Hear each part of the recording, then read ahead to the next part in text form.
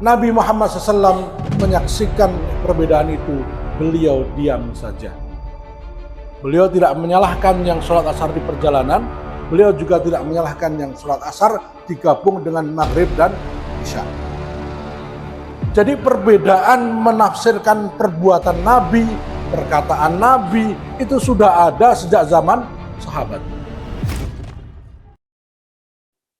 Suatu hari Rasulullah Muhammad SAW setelah perang Khandaq, kaum muslimin dikepung oleh Quraisy dan koalisinya.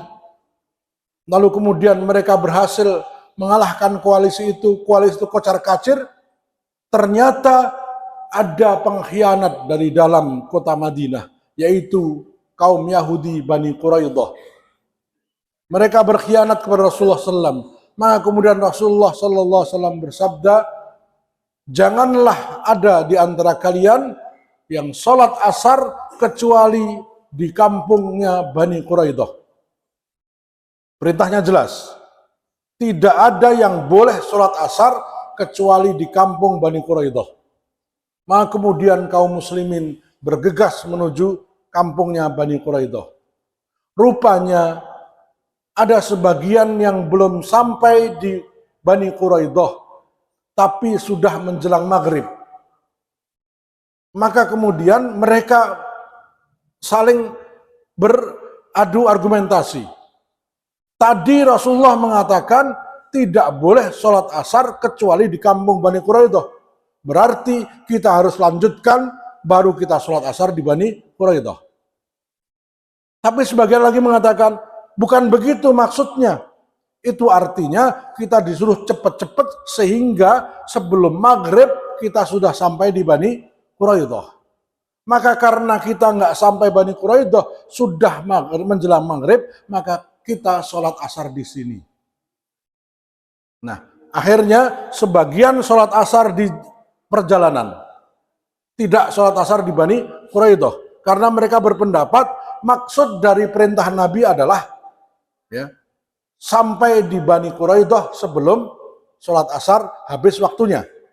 Tapi sebagian lagi mengatakan barangkali hari ini ada perkecualian, ada pengecualian. Pokoknya kita baru boleh sholat asar kalau sudah sampai di Bani Quraidah. Sehingga menanggapi perintah Nabi itu, kaum muslimin, para sahabat berbeda pendapat. Sebagian sholat di perjalanan karena khawatir waktu asar habis, sebagian lagi tetap melanjutkan perjalanan sampai di Bani Quraidah, mereka sholat asar, sholat maghrib, dan sholat isya. Nabi Muhammad SAW menyaksikan perbedaan itu, beliau diam saja.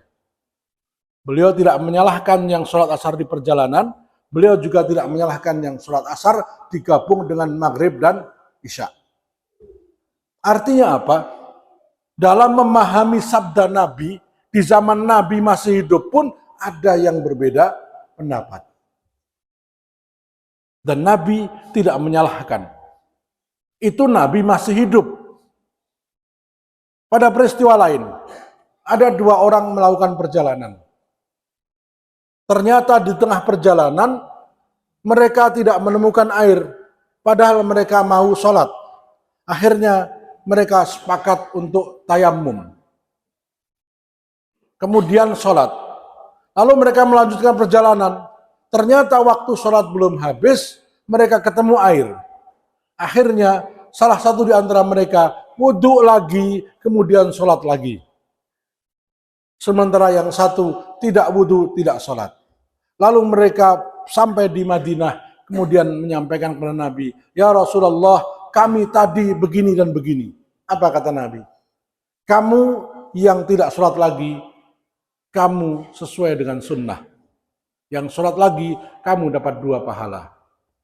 Nah, ini peristiwa terjadi 2 hal yang berbeda. Namun Nabi Muhammad SAW tidak menyalahkan keduanya. Sahabat Ibnu Umar radhiyallahu anhu, setiap kali melihat Rasulullah melakukan sesuatu, beliau akan menirukannya. Pernah suatu ketika Nabi Muhammad SAW dalam suatu perjalanan beliau izin untuk menjauh. Rupanya beliau akan buang hajat. Beliau buang air kecil, maka beliau menjauh sebentar. Nah, setiap kali Abdullah bin Umar lewat jalan itu, beliau selalu menuju ke pojokan dan buang air. Ketika dibilang, wahai Ibnu Umar, Rasulullah ke sana karena pengen buang air kecil. Kenapa kamu setiap kali lewat sini mesti buang air kecil? Beliau mengatakan, karena tidak ada perbuatan Rasulullah yang sia-sia. Sedangkan Abdullah bin Abbas tidak demikian. Beliau mengatakan, kita tidak perlu ke sana kalau tidak mau buang air. Kalau mau buang air silahkan ke sana. Jadi di zaman sahabat ada dua pemahaman yang selalu terjadi. Abdullah bin Umar selalu mengikuti apapun yang dilakukan Nabi, sementara Abdullah bin Abbas selalu melihat latar belakang. Kenapa beliau melakukan seperti ini? Pernah suatu hari Rasulullah SAW berjalan mengendarai unta. Lalu ternyata ada pohon yang dahannya menjorok. Maka beliau menunduk. Nah, sejak saat itu Abdullah bin Umar kalau lewat jalan itu pasti nunduk. Baik ada pohon yang menjorok maupun tidak. Pas ditanya, kenapa kamu begitu? Kan Nabi dulu nunduk karena ada pohon yang menjorok. Beliau mengatakan, ada atau tidak ada, yang jelas Nabi nunduk. Saya ittiba Nabi. Abdullah bin Abbas nggak demikian. Karena sekarang tidak ada pohonnya, maka tidak perlu nunduk. Tapi Nabi tidak menyalahkan keduanya.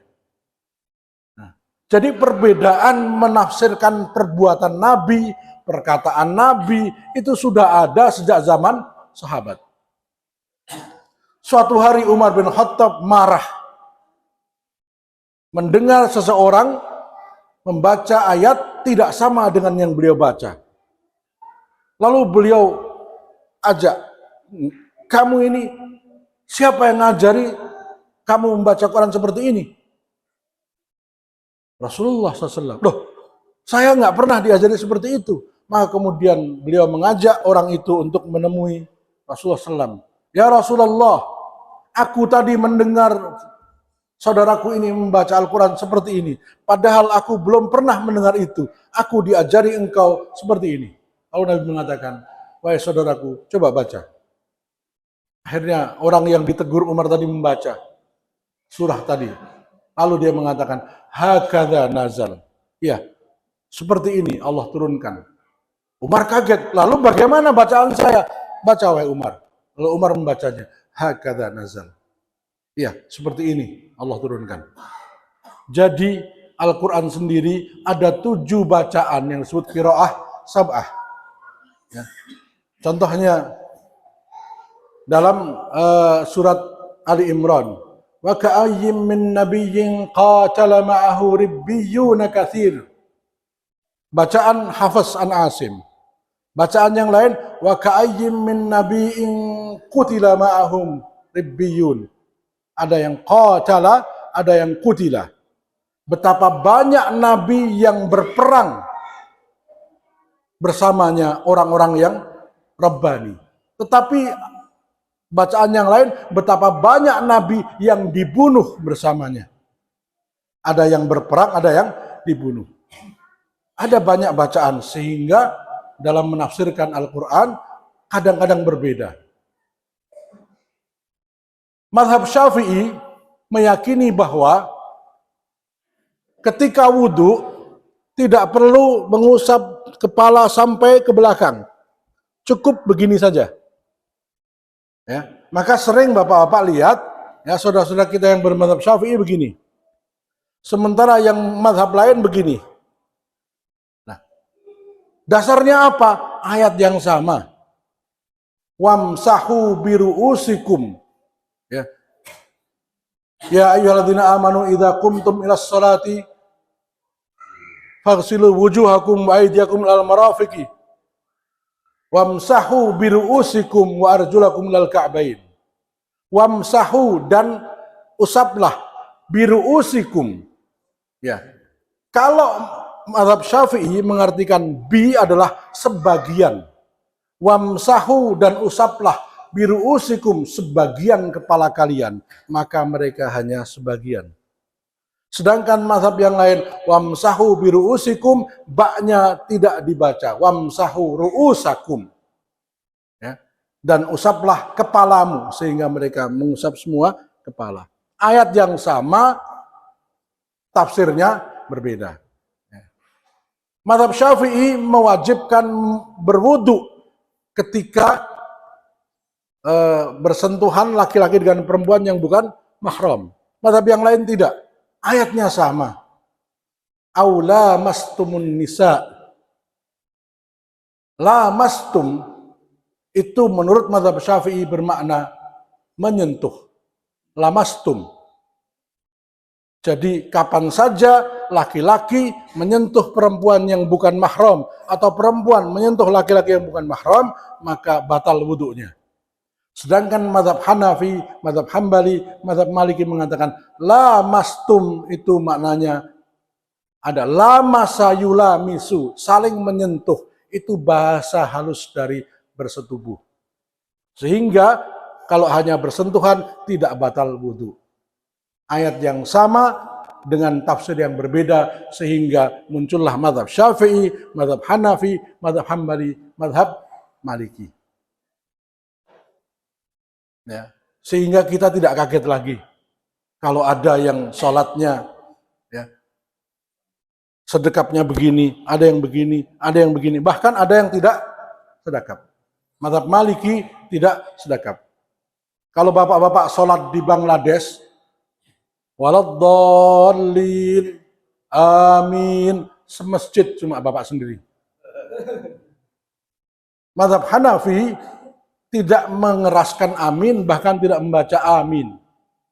Ya, karena pengalaman beberapa teman yang sholat di masjidnya orang-orang Bangladesh, itu waladdallin, diam semua. Nggak ada yang bilang amin. Sementara mereka kalau duduk di antara dua sujud nggak lama, ya. Allahu Akbar begini. Jadi Allahu Akbar, satu takbir untuk dua gerakan. Sementara kita Allahu Akbar, Allahu Akbar. Kalau mereka nggak Allahu Akbar. Ya. Tetapi ada lagi, kalau kita habis sholat Isya itu jarang yang witir. Mereka ya tidak berani meninggalkan witir. Karena menurut mereka witir itu wajib. Nah, ini banyak pendapat-pendapat seperti ini, ya, sehingga bagaimana tadi Rasulullah SAW menyatakan bahwa perbedaan itu asalkan memiliki dasar yang kuat, maka masing-masing akan diterima oleh Allah Subhanahu wa taala. Yang paling penting, janganlah perbedaan membuat kita merusak ukhuwah kita. Karena ukhuwah itu sangat mahal. Nilainya sangat mahal. Rasulullah SAW menjanjikan, aku menjamin rumah di tepi surga bagi siapa saja yang mau mengalah walaupun ia dalam keadaan benar.